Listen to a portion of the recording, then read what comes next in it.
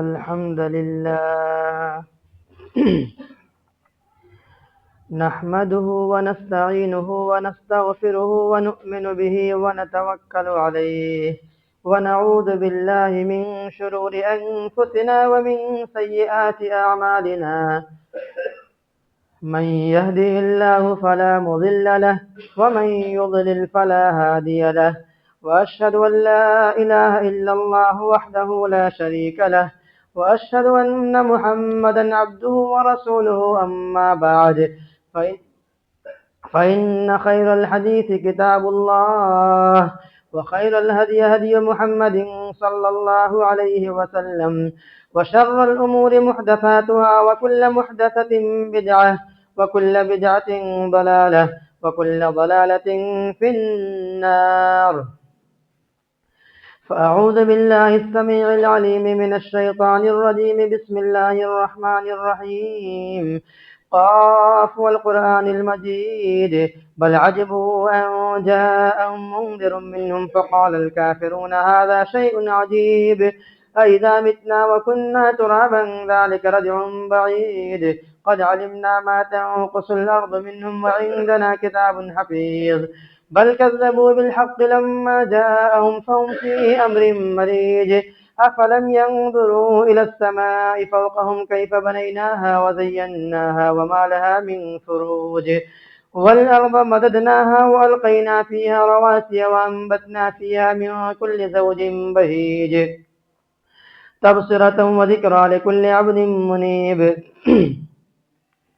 ونزلنا من السماء ماء مباركا فأنبتنا به جنات وحب الحصيد والنخل باسقات لها طلع نضيد رزقا للعباد وأحيينا به بلدة ميتا كذلك الخروج كذبت قبلهم قوم نوح وأصحاب الرس وثمود وعاد وفرعون وإخوان لوط وأصحاب الأيكة وقوم تبع كل كذب الرسل فحق وعيد أفعينا بالخلق الأول بل هم في لبس من خلق جديد. بارك الله لنا ولكم في القرآن العظيم ونفعني وإياكم بالآيات والذكر الحكيم إنه تعالى جواد كريم ملك بر رؤوف رحيم.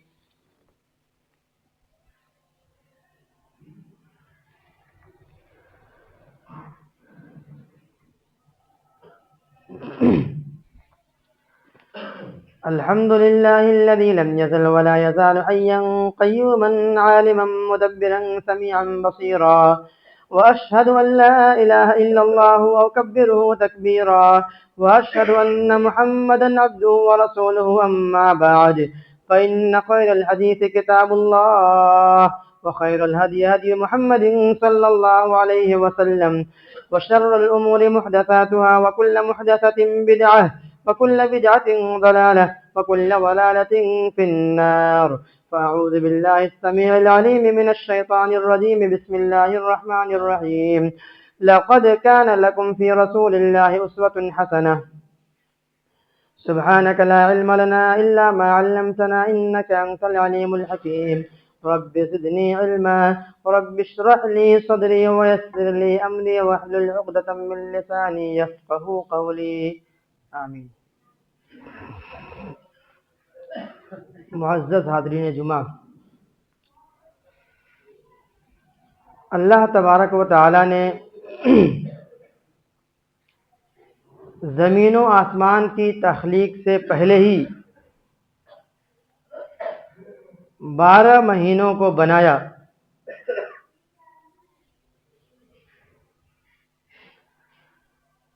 ان عدت الشہور عند اللہ 12 شہرا فی کتاب اللہ یوم خلق السماوات والارض.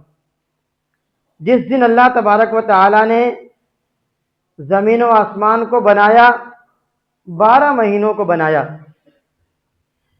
ان 12 مہینوں میں کچھ فضیلت کے حامل مہینے ہیں اور کسی کی کچھ الگ فضیلتیں ہیں.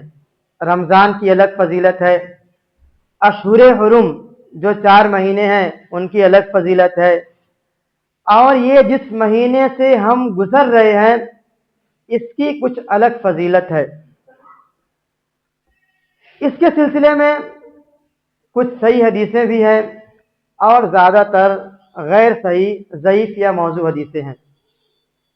اس مہینے کے سلسلے میں کچھ سنتیں ہیں اور زیادہ تر عوام میں بدعات رائج ہیں۔ آج کے اس خطبے میں اس مہینے کی سنتوں اور بدعتوں کا جائزہ انشاءاللہ لیا جائے گا۔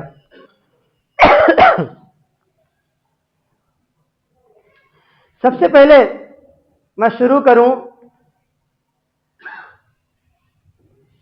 اس مہینے کی جو 15ویں تاریخ ہوتی ہے، جس تاریخ کو سب سے زیادہ بدعتیں انجام پاتی ہیں، اس سلسلے میں حدیثیں ہیں لیکن کوئی بھی روایت صحیح نہیں ہے۔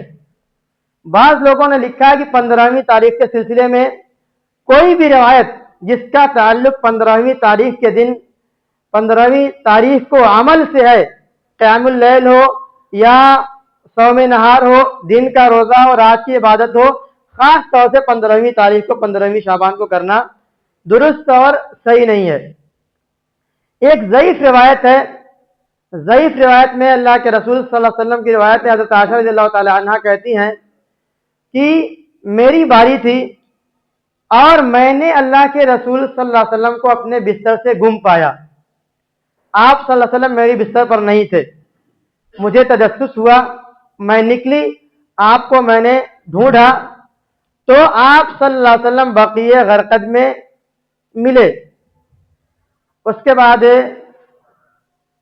آپ صلی اللہ علیہ وسلم نے حضرت عائشہ سے کہا کہ یہ وہ رات ہے جس رات اللہ تبارک و تعالی یا جس رات وہ اللہ کے رسول صلی اللہ علیہ وسلم بقیع غرقد کو گئے، اس روایت میں 15ویں شعبان کا تذکرہ ہے، یعنی آپ صلی اللہ علیہ وسلم 15ویں شعبان کی رات کو بقیع غرقد میں گئے اور غرقد میں جا کر کے مردوں کے لیے، مومنوں کے مدفون کو جو لوگ قبر میں ہیں ان کے لیے دعا کیا، مگر یہ روایت درست نہیں ہے۔ 15ویں شعبان کو جانا آپ صلی اللہ علیہ وسلم سے ثابت نہیں ہے۔ البتہ آپ صلی اللہ علیہ وسلم کا رات کے وقت قبرستان جانا ثابت ہے، بقیع غرقد کو جانا ثابت ہے، سال کی کون سی رات تھی یہ بات ثابت نہیں ہے۔ حضرت عائشہ رضی اللہ تعالی عنہ صحیح روایت میں کہتی ہیں، جو بات ثابت شدہ ہے وہ سن لیجئے۔ صحیح روایت کیا ہے؟ حضرت عائشہ کہتی ہیں کہ میری باری تھی، اللہ کے رسول صلی اللہ علیہ وسلم آئے، آپ صلی اللہ علیہ وسلم نے جوتا اتارا، اپنے پیر کے پاس رکھا، اپنی چادر اتارا، چادر کا ایک کونا بستر پر بچھایا اور اس کے بعد آپ لیٹ گئے۔ آپ صلی اللہ علیہ وسلم اتنی دیر تک لیٹے رہے کہ آپ کو لگا کہ میں سو گئی۔ جب آپ کو لگا کہ میں سو گئی تو آپ صلی اللہ علیہ وسلم دھیرے سے اٹھے، دھیرے سے اٹھنے کے بعد آپ نے دھیرے سے جوتا پہنا، دھیرے سے اپنی چادر اٹھایا، دروازہ کھول کر کے نکلے اور آپ نے دھیرے سے دروازہ بند کر دیا۔ آپ صلی اللہ علیہ وسلم یہ سب کیوں کیا؟ تاکہ حضرت عائشہ رضی اللہ تعالی عنہ ڈسٹرب نہ ہو، اور آپ سمجھ رہے تھے کہ آپ سو گئی ہیں، تو اگر آپ کے جاگتے ہوئے چلے جاتے تو ہو سکتا ہے تنہائی کی وجہ سے آپ کو خوف آتا، اس لیے آپ نے سونے کے بعد، حضرت عائشہ کے سو جانے کے بعد، یعنی آپ نے یہ سمجھا کہ عائشہ سو گئی ہیں، اس کے بعد آپ نکلے۔ لیکن عائشہ کہتی ہیں کہ جب آپ نکلے تو پیچھے سے میں بھی نکلی کہ دیکھو میں اللہ کے رسول جاتے کہاں ہیں۔ اللہ کے رسول صلی اللہ علیہ وسلم بقیع غرقد گئے، جو مدینے میں قبرستان ہے، وہاں گئے، جا کر کے وہاں آپ صلی اللہ علیہ وسلم دیر تک کھڑے رہے اور اس کے بعد آپ نے وہاں مدفون مسلمانوں کے لیے، مومنوں کے لیے دعا کیا۔ آپ نے 3 مرتبہ وہاں پر ہاتھ اٹھا کر کے ان کے لیے دعا کیا۔ اس کے بعد آپ لوٹے، آپ نے چلنا شروع کیا۔ عائشہ کہتی ہیں کہ میں بھی پلٹی اور میں نے چلنا شروع کیا۔ اللہ کے رسول نے رفتار تیز کر دیا، میں نے اپنی رفتار تیز کر دیا۔ اس کے بعد آپ صلی اللہ علیہ وسلم نے اپنی رفتار اور تیز کر دیا، میں نے بھی اور تیز کر دیا۔ حدیث میں الگ الگ الفاظ ہیں، یعنی دوڑنے کی مختلف جو شکلیں ہیں، چلنا اس سے تیز اور پھر اس سے تیز، تین کا تذکرہ ہے۔ تو جیسے جیسے اللہ کے رسول کی رفتار بڑھتی، میں بھی اپنی رفتار بڑھاتی اور آ کر کے میں جلدی سے لیٹ گئی۔ جب میں لیٹ گئی، جیسے میں بستر پر لیٹی ہوں، اللہ کے رسول پیچھے سے داخل ہو گئے۔ جب آپ داخل ہوئے تو اللہ کے رسول صلی اللہ علیہ وسلم نے پوچھا کہ عائشہ کیا بات ہے کہ تمہاری سانسیں پھول رہی ہیں؟ تو حضرت عائشہ نے کہا کہ کوئی بات نہیں ہے۔ اس کے بعد اللہ کے رسول نے کہا کہ یا تو تم بتاؤ گی یا پھر وہ ذات جو خبیر ہے، باریک بین ہے، ہر چیز کو جاننے والے، وہ ذات مجھ کو بتا دے گی۔ اس کے بعد عائشہ نے بتایا کہ ایسا ایسا ہوا تھا، مجھے لگا کہ آپ شاید اپنی کسی دوسری بیوی کے پاس چلے گئے، اس لیے میں نکلی تھی۔ تو یہ صحیح واقعہ ہے، لیکن یہ جو واقعہ ہے کس رات پہ پیش آیا سال میں، اس کا کوئی ثبوت نہیں ہے۔ قبرستان آدمی کو جانا چاہیے۔ اللہ کے رسول نے ایک دوسری روایت میں کہا کہ کنت نہیتکم عن زیارت القبور الا فزوروها فانها تذکر الاخرہ، میں نے پہلے تم کو قبروں کی زیارت سے منع کر دیا تھا، لیکن اب میں تم سے کہتا ہوں کہ تم قبروں کی زیارت کرو، اس لیے کہ قبروں کی زیارت کرنے سے موت یاد آتی ہے، آخرت یاد آتی ہے، اور جب آخرت یاد آئے گی تو آدمی اپنا محاسبہ کرے گا، اپنے اعمال کو ٹھیک کرے گا۔ تو خاص کر کے قبرستان جانا اچھی بات ہے، مردوں کے لیے دعا کرنا اچھی بات ہے، لیکن خاص رات میں جو ثابت نہیں ہے وہ کرنا بدعت ہے۔ اس کے بعد ہم آتے ہیں ایک دوسری روایت میں جس میں 3 چیزوں کا تذکرہ ہے۔ اس میں اللہ کے رسول صلی اللہ علیہ وسلم نے ارشاد فرمایا کہ جب 15ویں شعبان کی رات ہو تو قیام اللیل کرو، اور دن آئے تو روزہ رکھو۔ اور اس میں اللہ کے رسول نے کہا کہ 15ویں شعبان کی جب رات آتی ہے تو اللہ تبارک و تعالی مغرب کے وقت ہی آسمان دنیا پر آ جاتا ہے، اور پھر صبح تک، فجر کے وقت تک رہتا ہے، اور پکارتا ہے کہ کوئی مانگنے والا ہو تو میں اس کی ماں کو سنوں، اور ایسے ہی اگر کوئی شخص جو ہے مغفرت طلب کرتا ہے اس کو مغفرت دوں، جو کوئی رزق طلب کرتا ہے تو رزق دوں، یا جو چاہے مانگنا میں دوں۔ لیکن یہ روایت بھی صحیح نہیں ہے۔ علامہ البانی رحمہ اللہ نے اس روایت کو موضوع کہا ہے۔ موضوع کا مطلب گڑھی ہوئی روایت ہے، ایک دم جھوٹی، جس پر کسی بھی حال میں عمل نہیں کیا جا سکتا، ایک دم جھوٹی روایت ہے۔ اس رات میں اب یہ ایک دلیل ہے، لیکن یہ دلیل ہی صحیح نہیں ہے، اور جب دلیل صحیح نہیں تو اس پر عمل کرنا درست نہیں ہو سکتا ہے۔ مگر اس رات میں صلاۃ الرغائب پڑھی جاتی ہے۔ ابو محمد المقدسی رحمہ اللہ کہتے ہیں کہ صلاۃ الرغائب کی شروعات کب ہوئی؟ کہتے ہیں کہ بیت المقدس میں کبھی بھی یہ نماز پڑھی نہیں جاتی تھی، لیکن 448 ہجری میں ایک آدمی ابن ابی حمیرہ نام کا آتا ہے اور بیت المقدس میں کھڑا ہو کر کے نماز پڑھنے لگتا ہے۔ 15ویں شعبان کی رات ہوتی ہے، نماز پڑھنے لگتا ہے صلاۃ الرغائب۔ اس کے بعد اس کے ساتھ ایک اور آدمی لگ جاتا ہے، تیسرا آتا ہے، چوتھا آتا ہے، یہاں تک کہ جب وہ نماز ختم کرتا ہے تو ایک بڑی جماعت اس کے ساتھ رہتی ہے، اور پھر اگلی سال وہ ایسا کرتا ہے۔ یہ اس نے کب کیا؟ 448 ہجری میں، یا اس کے بعد۔ بعض لوگوں نے اس کے بعد کا بھی تذکرہ کیا ہے، لیکن میں نے جس کتاب میں دیکھا ہے ابو محمد المقدسی رحمہ اللہ کے حوالے سے، انہوں نے 448 کا تذکرہ کیا ہے۔ تو 450 سال کے بعد، یعنی اللہ کے رسول صلی اللہ علیہ وسلم کا جو زمانہ ختم ہو چکا، صحابہ کرام آئے، اس کے بعد خیر القرون جو 3 زمانے ہیں جس کو بہترین زمانہ کہا گیا، اس زمانے میں یہ عبادت نہیں تھی، اس کے بعد یہ عبادت شروع ہوئی۔ تو ظاہر سی بات ہے جس پر اللہ کے رسول نے عمل نہیں کیا، صحابہ کرام نے عمل نہیں کیا، تبع تابعین نے عمل نہیں کیا، وہ عبادت کیسے درست ہو سکتی ہے؟ کوئی بھی عبادت درست ہونے کے لیے ضروری ہے کہ اللہ کے رسول صلی اللہ علیہ وسلم کی اس پر مہر ہو۔ اس کے بعد 15ویں شعبان کا روزہ رکھا جاتا ہے۔ ظاہر سی بات ہے جب روایت صحیح نہیں ہے تو 15ویں شعبان کا روزہ رکھنا بھی درست نہیں ہے۔ جہاں تک اس مہینے کے روزے کا تعلق ہے تو اللہ کے رسول صلی اللہ علیہ وسلم سے جو ثابت شدہ بات ہے وہ یہ کہ آپ صلی اللہ علیہ وسلم ہر مہینے میں روزہ رکھتے تھے، اور ہر مہینے میں روزہ نہیں بھی رکھتے تھے، رکھتے بھی تھے، چھوڑتے بھی تھے، روزہ بھی رکھتے تھے، افطار بھی کرتے تھے۔ اور جس مہینے کا آپ نے سب سے زیادہ روزہ رکھا، جس مہینے کا آپ نے پورا روزہ رکھا وہ رمضان کا مہینہ ہے، اور جس مہینے میں آپ نے سب سے زیادہ روزہ رکھا وہ اس کا کیا نام ہے، یہی شعبان کا مہینہ ہے۔ یعنی 11 مہینوں میں سب سے زیادہ جس مہینے میں آپ صلی اللہ علیہ وسلم نے روزہ رکھا وہ شعبان کا مہینہ ہے۔ بعض روایتوں میں حضرت عائشہ کہتی ہیں کہ آپ صلی اللہ علیہ وسلم نے شعبان کا پورے مہینہ کا روزہ رکھا۔ پورے مہینے کہنے کا مطلب یہی ہے، اہل عرب میں یہ چیز تھی کہ کوئی چیز جو ہے بہت زیادہ رہتی تو اس کو پورا کہہ دیتے۔ تو آپ صلی اللہ علیہ وسلم رمضان کی طرح پورے مہینے کا روزہ نہیں رکھا، لیکن اکثر کا روزہ رکھا، اس لیے شعبان کا روزہ رکھنا چاہیے، شعبان میں روزہ رکھنا چاہیے۔ اور پھر ایک روایت میں یہ کہ اللہ کے رسول صلی اللہ علیہ وسلم سے پوچھا گیا کہ اس مہینے میں آپ کیوں روزہ رکھتے ہیں، تو آپ نے کہا کہ یہ ایک مہینہ ہے جو رجب اور رمضان کے بیچ میں آتا ہے، لوگ اس سے غافل ہوتے ہیں۔ اس مہینے میں اعمال اللہ تعالیٰ کے پاس پیش کیے جاتے ہیں، اور مجھے یہ بات پسند ہے کہ میرا عمل اللہ کے پاس پیش ہو تو میں حالت روزہ میں رہوں۔ ایسے ایک دوسری بات میں کہ اللہ کے رسول صلی اللہ علیہ وسلم سوموار کو اور جمعرات کو روزہ رکھتے تھے، اس لیے کہ ہفتے میں سوموار اور جمعرات کو اعمال اللہ کے سامنے پیش کیے جاتے ہیں، یعنی ہفتے میں 2 بار پیش کیے جاتے ہیں، اور پورے سال کا ریکارڈ اللہ کے پاس اس مہینے میں پیش کیا جاتا ہے۔ اس لیے اس مہینے میں آدمی کو زیادہ سے زیادہ روزہ رکھنا چاہیے، مگر 15ویں شعبان کو خاص کر کے روزہ رکھنا درست اور جائز نہیں ہے۔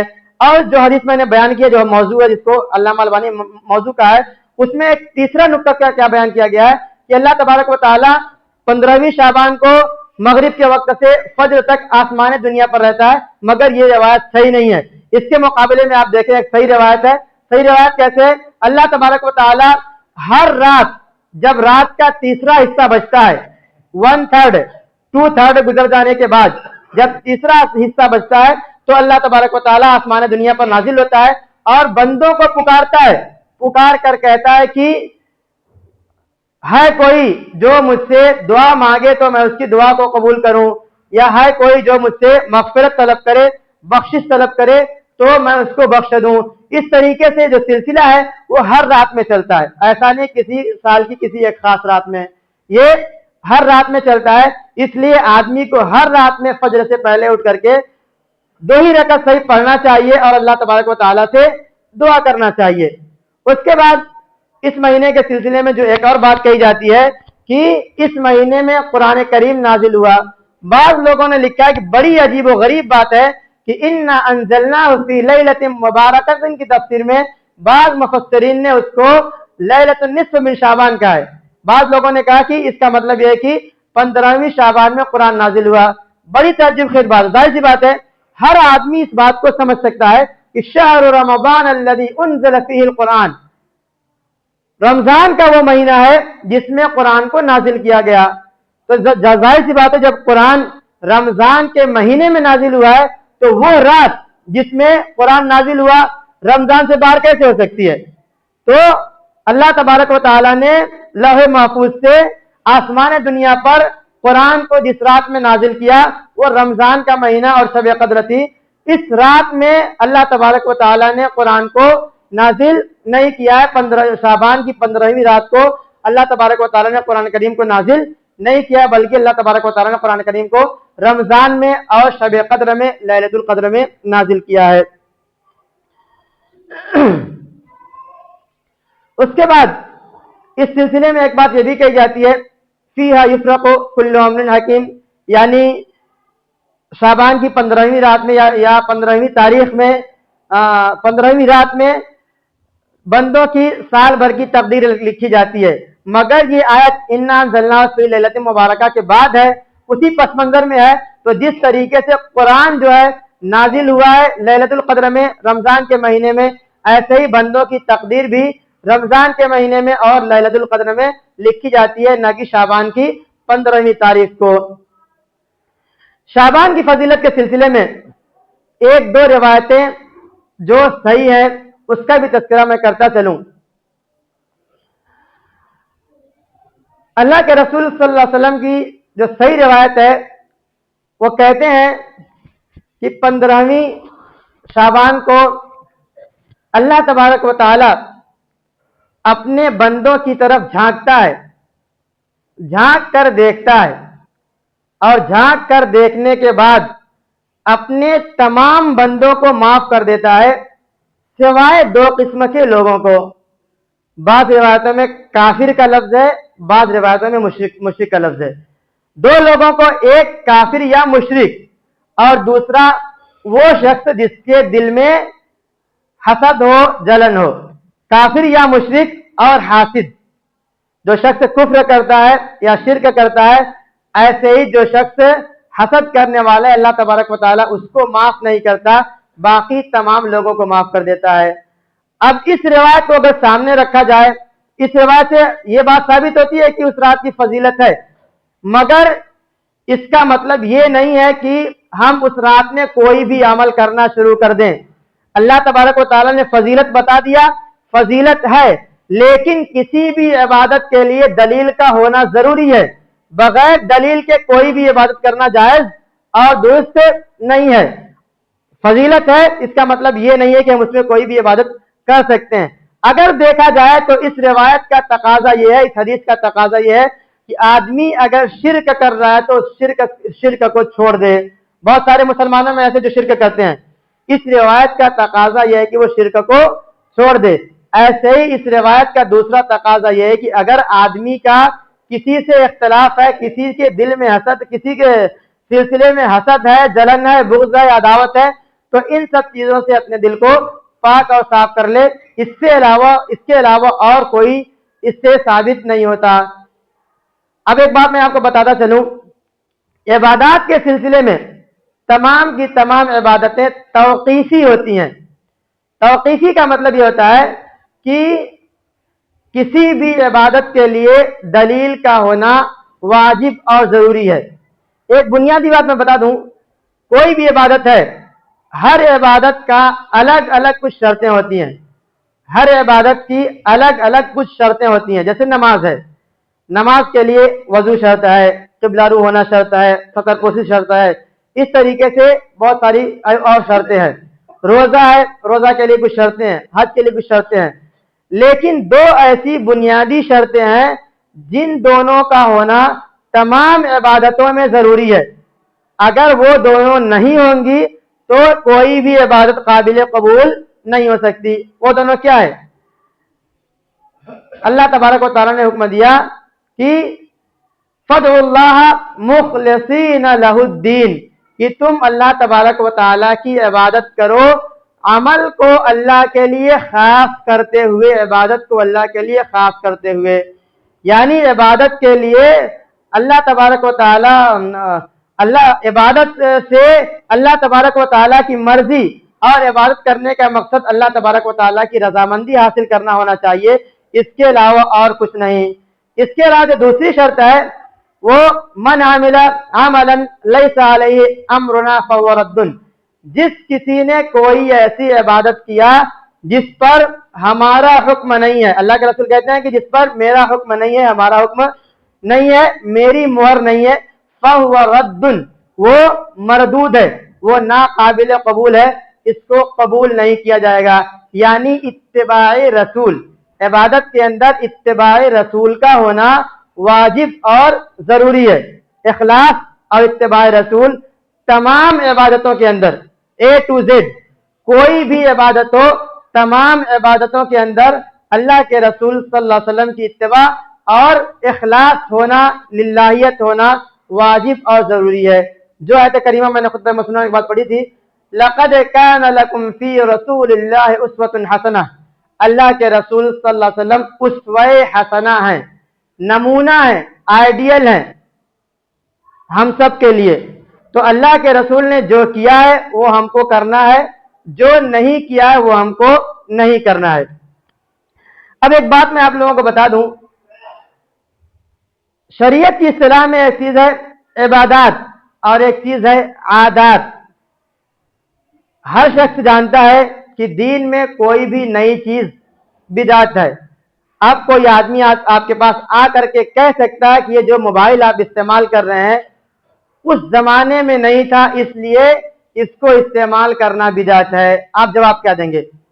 اس کا جواب یہ ہے کہ شریعت کے اصطلاح میں ایک چیز ہے عبادات اور ایک چیز ہے بدعت، عبادات اور عادات.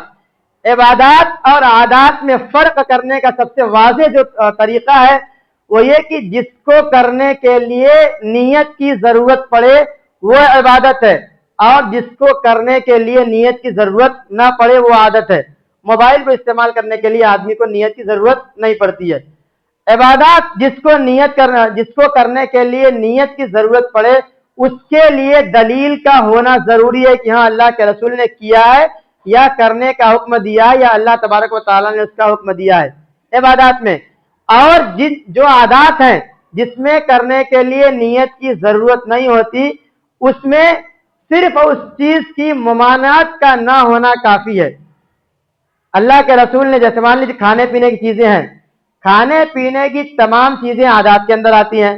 تو اب اس میں ہم یہ نہیں ڈھونڈیں گے کہ اللہ کے رسول نے اس چیز کو کھایا کہ نہیں کھایا. بس اتنا دیکھنا کافی ہے کہ اللہ کے رسول نے اس کو کھانے سے منع نہیں کیا ہے. عادات اور عبادات میں فرق یہی ہے. یہاں پر کرنے کے لیے دلیل ہونا چاہیے اور وہاں پر ممانعت کی دلیل ہونا چاہیے, نہ کرنے کی دلیل ہونا چاہیے. اگر یہاں پر کرنے کی دلیل نہیں ہے تو عبادت میں اگر کرنے کی دلیل نہیں ہے تو نہیں کر سکتے, اور اگر عادات میں کرنے کی ممانعت کی دلیل نہیں ہے تو اس کو استعمال کر سکتے ہیں. یہ مسئلہ بالکل واضح ہونا چاہیے, ورنہ بہت سارے لوگ التباس کا شکار ہو سکتے ہیں.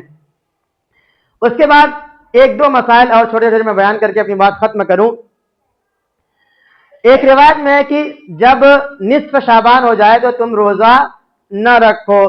علامہ ابن باز رحمہ اللہ کہتے ہیں کہ یہ روایت صحیح ہے, اور اس کی روح سے اس میں اللہ کے رسول نے جو کہا اس کا مطلب یہ ہے کہ جب نصف رمضان ہو جائے تو اس کے بعد آدمی کو روزہ نہیں رکھنا ہے, مگر اس شخص کو جس نے نصف رمضان سے پہلے روزہ نہیں نصف شعبان سے پہلے روزہ نہیں رکھا ہے. اگر کوئی شخص نصف شعبان سے پہلے روزہ نہیں رکھتا ہے اور نصف شعبان کے بعد شروع کرتا ہے تو ایسا کرنا اس کے لیے درست نہیں ہے. مگر جو شخص نصف شعبان سے پہلے روزہ رکھ رہا ہے, رکھتے ہوئے اس کا سلسلہ چلا آ رہا ہے اور نصف شعبان کے بعد بھی وہ رکھ رہا ہے, اس کے لیے ایسا کرنا جائز ہے. ایسے ہی اگر کوئی شخص ہے جو عادت والا روزہ رکھتا ہے, جیسے ہر سوموار اور ہر جمعرات کو روزہ رکھنے کا عادی ہے, تو وہ شخص ہر جمعرات کو اور ہر سوموار کو روزہ رکھ سکتا ہے, اگرچہ وہ 15 شعبان کے بعد آئے. ایسے ہی ایک آخری مسئلہ بتا کر کے میں بات ختم کروں کہ شک کے دن کا روزہ رمضان سے ایک دن پہلے یا 2 دن پہلے روزہ رکھنا درست نہیں ہے, احتیاطاً درست نہیں ہے. یعنی کوئی شخص یہ کہے کہ ہو سکتا ہے کہ چاند دکھ گیا ہو مگر بدلی کی وجہ سے ہم کو نہ دکھا. نہیں, جب تک کہ رمضان کا ثبوت نہیں مل جائے گا روزہ رکھنا درست نہیں ہوگا. شک کی وجہ سے ہو سکتا ہے کہ رمضان شروع ہو گیا ہو, ایسا کر کے روزہ رکھنا درست نہیں ہے. البتہ اگر کوئی شخص سوموار جمعرات کا یا اس قسم کا کوئی روزہ رکھتا ہے تو اس کے لیے روزہ رکھنا درست ہے, احتیاطاً روزہ رکھنا درست نہیں ہے. علامہ ابن عثیمین کہتے ہیں کہ یہ تنطع ہے, یہ تکلف ہے, یہ مبالغہ ہے. اور تنطع کے بارے میں اللہ کے رسول نے کہا ہلاک المتنطعون, تکلف کرنے والے, مبالغہ کرنے والے ہلاک اور برباد ہو گئے. اللہ تبارک و تعالیٰ سے دعا ہے کہ العالمین ہم تمام مسلمانوں کو بدعات اور سنتوں میں تمیز کرنے کی توفیق عطا فرما, اور سنتوں پر عمل کرنے اور بدعتوں کو ترک کرنے کی توفیق عطا فرما. آمین. ان اللہ و ملائکتہ یصلون علی النبی